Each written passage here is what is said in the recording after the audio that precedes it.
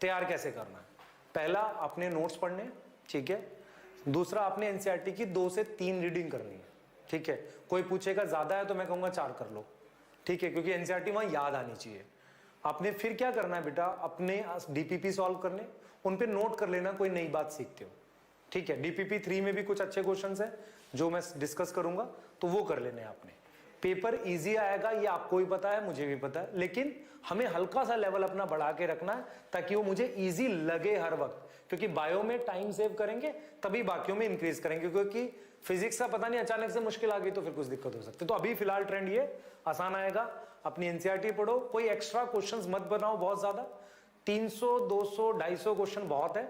एक वर्कशीट आपको मिलेगी फिल इन द ब्लैंक्स वाली, उसको बढ़िया से सॉल्व कर लो, ठीक है, क्लियर, उसको अच्छे से आप कर सकते हो सॉल्व। और आपके पास 3 डीपीपी हो गए, डीपीपी 1 2 3, इसके अलावा आपके पास क्या हो गया, एक वर्कशीट मिल जाएगी आपको, उसके अलावा कुछ क्वेश्चंस और मिल जाएंगे।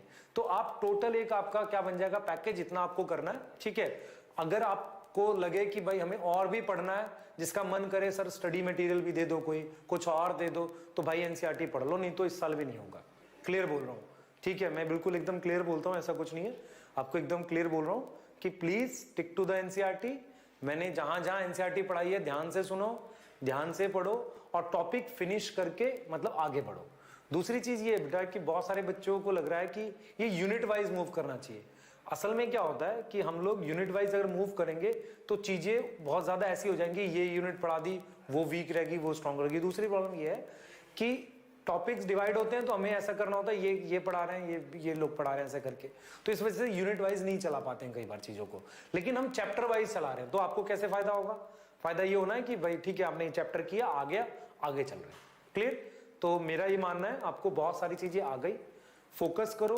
क्लियर? जितना कम इधर उधर की बातें सुनोगे, फोकस करके पढ़ोगे, उतने चांसेस बढ़ेंगे।